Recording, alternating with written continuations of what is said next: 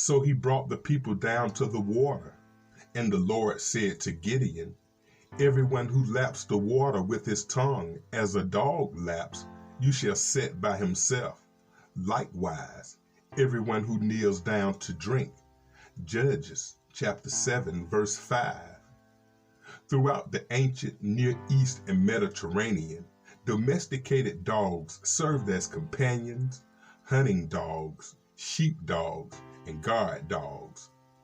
Although dogs sometimes appear in negative context in the Bible, such as insults, they are not listed as ritually unclean animals.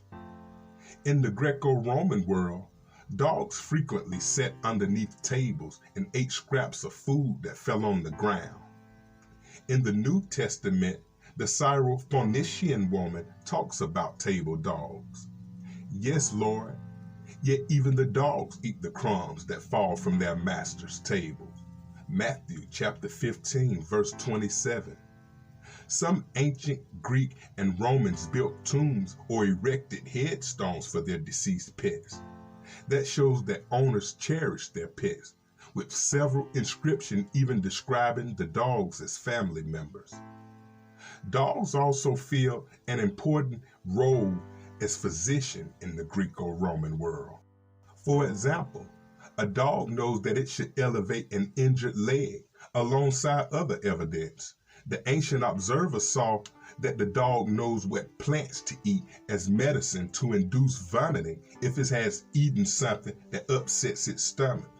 That dog knows to remove foreign bodies such as thorns, and that dog also licks his wounds to ensure that they remain clean, understanding that clean wounds heal more quickly. In the role of physician of the animal kingdom, dogs appear in the cult of Asclepius, the Greek god of medicine.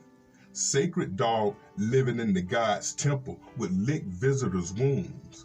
Their tongue reputedly soothe and heal.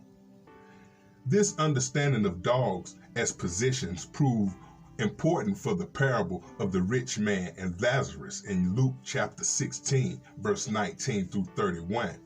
And it says, there was a rich man who was dressed in purple and fine linen and who feasted sumptuously every day. And at his gate lay a poor man named Lazarus, who longed to satisfy his hunger with what fell from the rich man's table. Even the dogs would come up to him and lick his sores. The poor man died and was carried away by the angels to be with Abraham.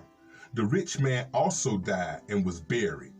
In Hades, where he was being tormented, he looked up and saw Abraham far away with Lazarus by his side. He called out, Father Abraham, have mercy on me, and send Lazarus to dip the tip of his finger in the water to cool my tongue, for I am in agony in these flames. But Abraham said, Child, remember that during your lifetime you received your good things, and Lazarus in like manner evil things. But now he is comforted here, and you are in agony. Besides all this, between you and us is a great chasm has been fixed, so that those who might want to pass from here, you cannot do so, and no one can cross from there to us. He said, Then, Father, I beg you to send him to my father's house, for I have 5 brothers, that he may warn them, that they may not come into this place of torment. Abraham replied, They have Moses and the prophets. They should listen to them. He said, No, Father, Abraham, but if someone goes to them from the dead, they will repent. He said to him, If they do not listen to Moses and the prophet, neither will they be convinced even if someone rises from the dead. In the parable, dog licks the wounds of Lazarus. Viewing the dogs as healers, we can see that this was a benevolent action. The function of the dog licking Lazarus has been traditionally misunderstood by scholars to be a signal of extreme misery.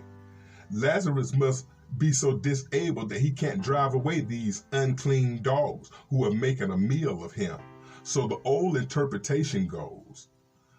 But as we can see now, this act would have been perceived by the first century audience as a sign of sympathy from the dogs who had been caring for Lazarus as though his nurses.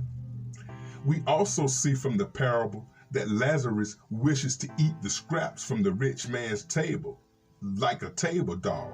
However, the rich man denies him even that. The first role of a dog as a companion, or a table dog, or guard dog, sheep dog, hunter, and physician, inform our understanding of the parable of the rich man and Lazarus. You may strike your feet in their blood, that the tongue of your dogs may have their portion from the foe.